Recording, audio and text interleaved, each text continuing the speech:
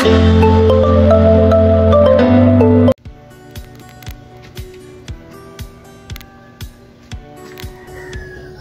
araw mga ka-farmers, welcome back dito sa aking YouTube channel. Sa video ito mga ka-farmers, mayroon tayong tutorial sa ganitong klaseng mga cyanotimer.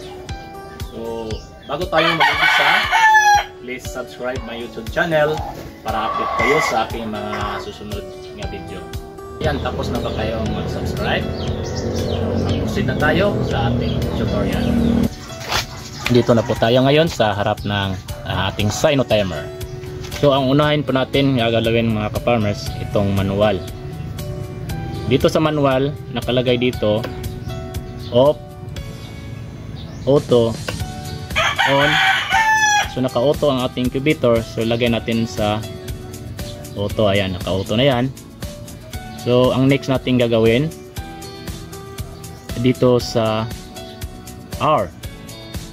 So tamang-tama ang oras ngayon, 8:02. So ang pag-set up ng oras, i-press natin itong clock. Tapos pindutin natin itong hour. So ayan, tatakbo na siya. So kasi alas 8 ngayon, ilagay natin sa 8. So ayan, 8. So ang next natin gagawin, sa minutes na naman tayo, long press natin itong clock na naman.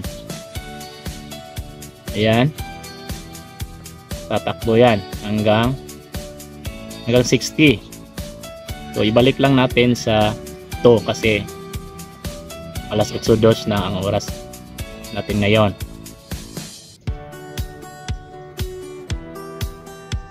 Ayan, so nakaset na yan sa oras. So ang next natin gagawin, so natapos na tayo sa manual at saka clock. So punta na tayo sa program. So pindutin lang natin itong program. So yan, kailangan yung week nakailaw itong mula Monday, Tuesday, Wednesday, Thursday, Friday, Saturday hanggang Sunday. So kasi 1 week nating pinapaikot ang ating tray doon sa loob nating incubator. So uunahin natin itong paano mag-set up ng day.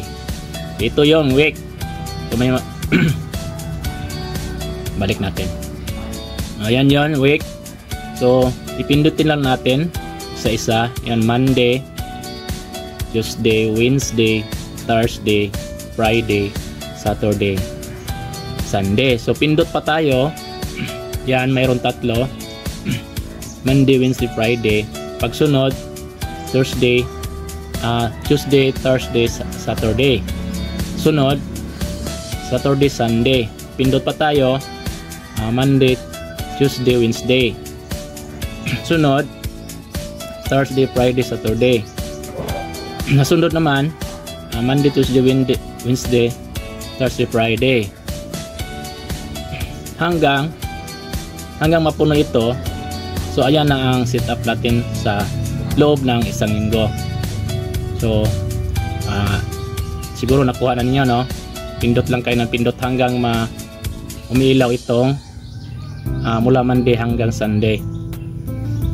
So back muna tayo. Basta gano'n na program, pindot tayo isa. Tapos dito tayo sa week. Pindot tayo hanggang mapuno ito. So sunod natin gagawin.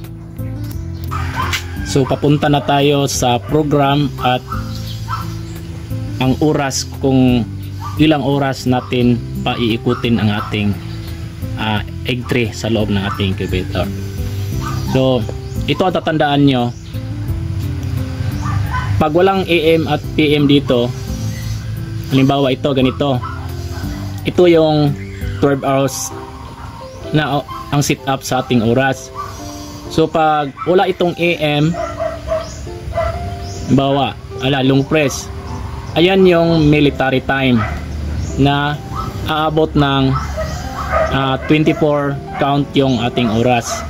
So dito lang tayo sa 12 hours. Long press lang natin itong dito tayo sa time at makikita natin itong AM. So ayan, ang 12 hours lang ang time natin na inalagay. So papunta na tayo sa sa setup ng ating oras para sa egg tray. So sa program tayo, pindot. So itong mayroong on, 1 on, hanggang ka-count ito, bibilang ito hanggang 16. So uunahin natin ito, 1 on, 1 off, 2 on, 2 off, 3 on, 3 off, 4 on, 4 off, 5 on, 5 off, 6 on, 6 off, 7 on, 7 off,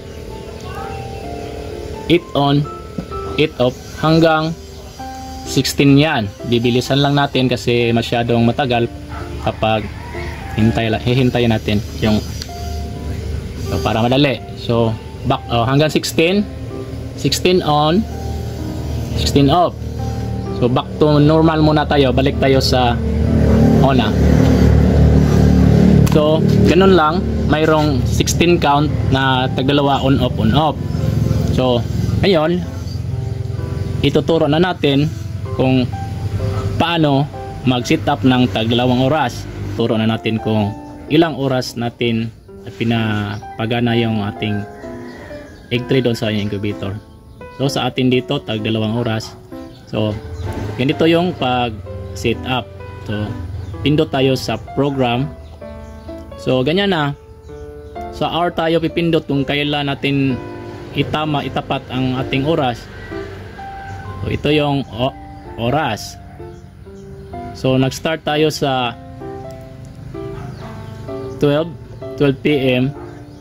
So binalik lang natin sa 12 PM. So ang minuto dito sa minutes hanggang 60 ito. So ibalik lang natin dito sa 00. Kasi sa ano tayo, 12 afternoon tayo nag-start. So kailangan mabalik yan. So ganyan yung setup natin. So PM din. So kailangan tanghali tayo nag-umpisa. So alas 2 ng hapon nag-off siya, nag-trigger yung ating relay. So ganun din, kaya ganyan ang setup natin, 12 to 4, 6. Ayan yun. Ganyan lang pag binabago natin ang oras. Ito tatandaan nyo, kailangan 12 PM tayo nag-start. So kailangan 2 PM. Nakalagay ding mayroong PM dito. Kasi hindi yan nag-trigger pag 12 PM tayo nag-start tapos sa susunod niyan 2 PM. Pag nakalagay dito na AM, hindi gagana yung ating relay. So kailangan ibalik natin sa 2. Halimbawa yan, 2 ang nakalagay AM. So kailangan PM ang nakalagay dito. Mayroong PM. So yan. So mayroon ng PM. So 1 on 1 off na yan. So susunod, ayan, 2 on 2 off.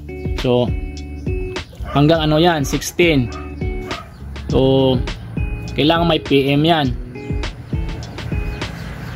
Pindot pa tayo, no?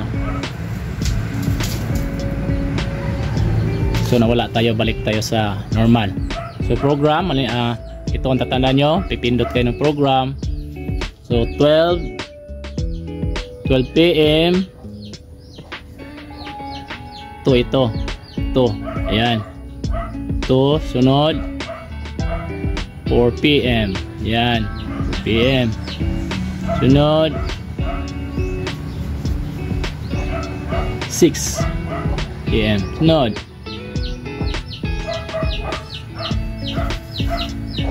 Nawala tayo, balik natin yung setup. Number 1 on 12 p.m.